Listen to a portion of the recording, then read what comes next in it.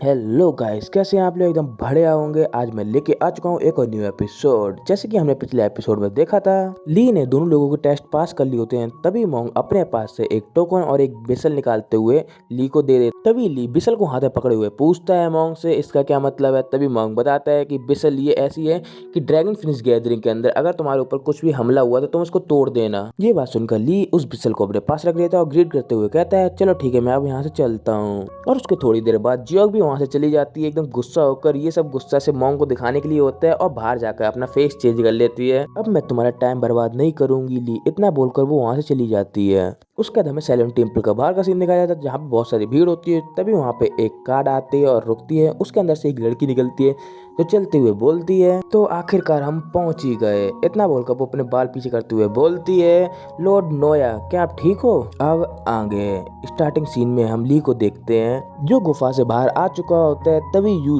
ली को देख के कहती है जूनियर। तभी यू ली के पास भागते हुए जाती है और उसका हाथ पकड़ के हंसते हुए बोलती है तुम्हें काफी टाइम लग गया, मैं तो यहाँ पे खड़े खड़े बोर हो गया था, क्या हुआ, सब ठीक तो है ना? तभी ली बोलता है सीनियर ब्रदर थैंक यू, मुझे मास्टर बू क्योक की टीचिंग की वजह से मेरा छोटा सा ब्रेक थ्रू हो गया। तभी यू ली के गले लगते हुए बोलती है तुम्हारी कल्टीवेशन और भी डीप हो गई है, इसके लिए तुम्हें कॉन्ग्रेचुलेशन। तभी ली अपनी आंख बंद कर यू की खुशबू लेते हुए अपने मन में कहता है जंगली फ्लावर की खुशबू। इतना सोचते ही वो एकदम अपनी आंखें खोलता है, अजीब सा चेहरा बनाकर यू को धक्का मार के थोड़ा दूर करता है और अपने मन में कहता है संभालो अपने आप को ली चोल्सो, वो एक आदमी है। यू ये सब देखकर तो एकदम शौक हो जाती है, हुआ क्या एकदम से मैं गले लगी थी, एकदम धक्का मार दिया, मुझे दूर कर दिया।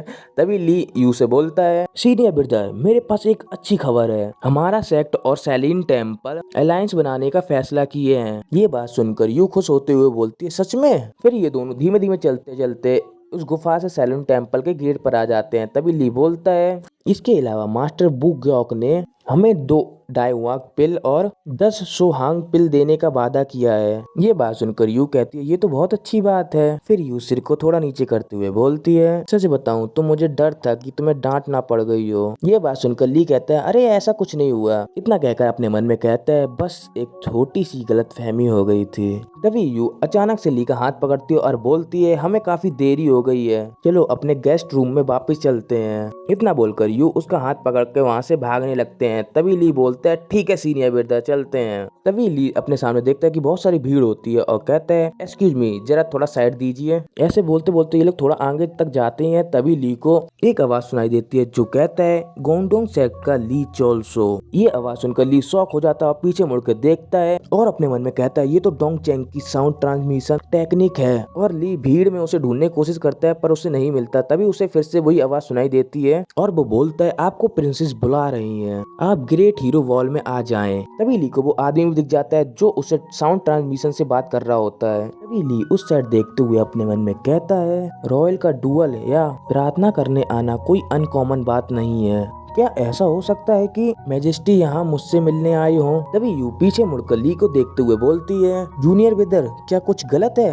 तभी ली पीछे साइड जाते हुए बोलता है मुझे अभी याद आया मैंने कुछ केव में छोड़ दिया, पहले तुम इन जाओ। गाइस मैं आप लोगों को पहले बता देता हूँ, मैं इन बोल सकता हूँ, गेस्ट हाउस बोल सकता हूँ, गेस्ट रूम बोल सकता हूँ, तो आप लोग थोड़ा मैनेज कर लेना। इतना बोलकर ली जाने लगता है। तभी यू रोकते हुए उससे बोलती है जूनियर रुक जाओ मैं तुम्हारे साथ आऊंगी। तभी ली हाथ हिलाते हुए बोलता है नहीं तुम पहले जाकर इनमें आराम करो, मैं थोड़ी देर में आ जाऊंगा। इतना बोलते हुए वो वहाँ से गायब हो जाता है और यू वहीं पे खड़ी रह जाती है। उसके बाद हम देखते हैं हीरो हॉल का सीन जिसके बाहर ली खड़ा होता है गुस्से में अपनी मुट्ठी बंद किए हुए और उस दरवाजे को देखते हुए गुस्से में अपने मन में कहता है वो बस इस दरवाजे के पीछे है। तभी डोर के उस साइड से आवाज आती है Lee Cholso of the Gongdong sect hero hall के अंदर आ जाओ। तभी ली उस गेट को खोलते हुए अपने मन में कहता है योर मैजेस्टी। और ली हमें अपनी पिछली लाइफ के बारे में बताता है बचपन से हमने साथ में खाना खाया, खेले और वो मेरे लिए परिवार जैसी बड़ी हुई, ये सब कुछ सही है। हालांकि मैं मैनहुड के बिना था। गाइस जिसको भी मैनहुड का मतलब जानना है तो वो गूगल पे जाकर सर्च कर सकता है, मैं तो मतलब लूंगा नहीं ना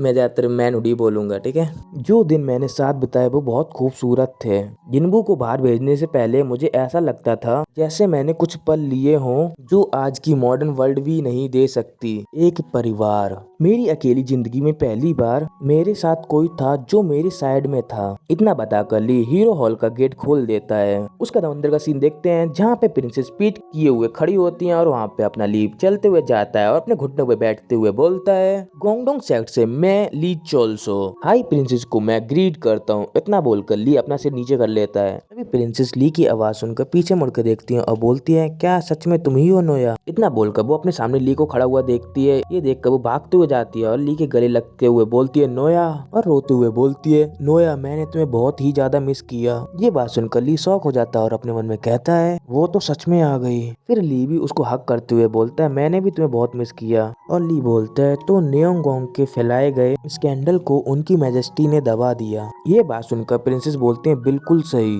ये मैंने इसलिए किया ताकि तुम्हें थोड़ा सा बोझ कम कर सकूं नोया। तभी प्रिंसेस ली के साइड देखते हुए उससे पूछती है, नोया तुम गोंगडोंग सेक्ट में ठीक तो हो? आपको मैनहुड वापस अपनाने के बाद अब तुम्हारा शरीर कैसा है? और हंसते हुए बोलती है, बादल और बारिश की खुशी। ली ये बात सुनकर प्रिंसेस के कंधे पे हाथ रखे हुए बोलता है, मैंने वो अभी तक किसी के साथ शेयर नहीं किया। ये बात सुनकर प्रिंसेस अपना मासूम सा चेहरा बनाते हुए बोलती है, सच में? पर ऐसा क्यों? तभी ली हंसते हुए बोलते है, मैं अभी तक जवानी तक नहीं पहुंचा हूँ और एक आदमी और औरत के बीच असली खुशी फिजिकल होने में नहीं है। ये सिर्फ ऐसा है जो सिर्फ तब मिल सकता है जब उनके दिल जुड़े। तभी प्रिंसेस अपनी प्यारी प्यारी आंखों से ली को देखते हुए बोलती है, हाँ तुम सही हो नोया, तुम्हारी बातें सच हैं। तभी ली बोलते है, योर हाइनेस मैं क्या आपसे कुछ पूछ सकता हूँ? ये बात सुनकर प्रिंसेस बोलती है, हाँ पूछो नोया, तुमने रिकार्नेशन की टेक्निक यूज क्यों की? अगर वो फेल हो जाती तो? फिर प्रिंसेस अपने से नीचे करते हुए बोलती है धीमे से,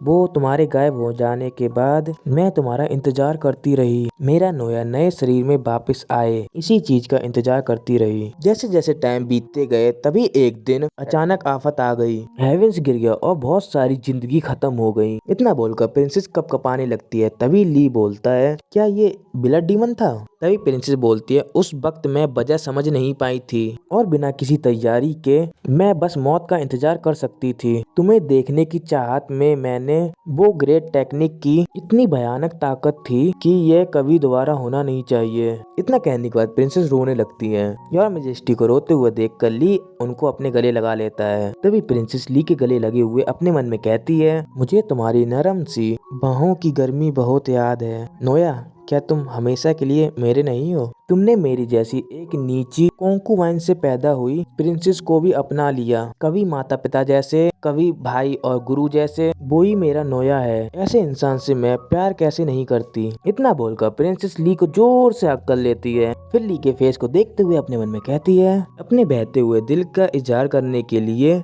ये यंग बॉडी इसके लिए अभी तैयार नहीं है। गाइस ये मांगा पढ़ के साला मैं डिप्रेशन में जा रहा हूँ। तभी ली बोलता है, यंग मैजेस्टी आपके पास कुछ कहने को और है? ये बात सुनकर प्रिंसेस खांसते हुए बोलते हैं, नहीं। तभी प्रिंसेस अपना क्यूट सा चेहरा बनाते हुए ली के साइड देखते हुए अपने मन में कहती हैं, मैं भी एक दिन बहुत खूबसूरत औरत बनूंगी, ताइबा हॉल में जेड थ्रोन पे बैठूंगी और ऐलान करूंगी, मैं तुम्हें इस दुनिया में सबसे ज्यादा पसंद करती हूँ, मौत में भी मैं तुम्हें अलग नहीं करूंगी। उसके बाद हमें हीरो हॉल के बाहर का सीन दिखाया जाता है जहाँ पे शाम हो चुकी होती है। तभी प्रिंसेस ली से बोलती है, नोया यंग बोंग असेंबली खत्म होने तक मैं सैलीन में रहने वाली हूँ, हो सकता है कि मैं फाइनल देखने भी जाऊँ। तभी ली सीढ़ियों से उतरते हुए बोलता है, मैं समझ गया, क्योंकि मैं भी पार्टिसिपेट करने वाला हूँ, मैं और भी ज्यादा मेहनत करूंगा। इतना बोलकर ली अपना हाथ प्रिंसेस के साइड करता है और हंसते हुए बोलता है, अपनी जीत अपनी मैजेस्टी के नाम करने के लिए। ली को देखकर प्रिंसेस अपने आप में थोड़ा ब्लश करते हुए अपने मन में कहती है, मेरे लिए अपनी जीत मेरे नाम कर दी। तभी प्रिंसेस अपना हाथ ली के हाथ में दे देती है और अपने मन में कहती है, हाँ ये वही है, वही वजह थी जिसकी वजह से मैं तबाही पार कर पाई। इतना कहने के बाद प्रिंसेस ली का हाथ पकड़ के बाहर की साइड चलने लगती है। उसका बाहर का सीन देखते हैं। प्रिंसेस ली से कहती है, नोया मेरे पास तुम्हारे लिए एक गिफ्ट है। इतना बोलकर प्रिंसेस अपने हाथ में उस गिफ्ट को निकालते हुए ली को दिखाती है और बोलती है, ये 10,000 साल पुराना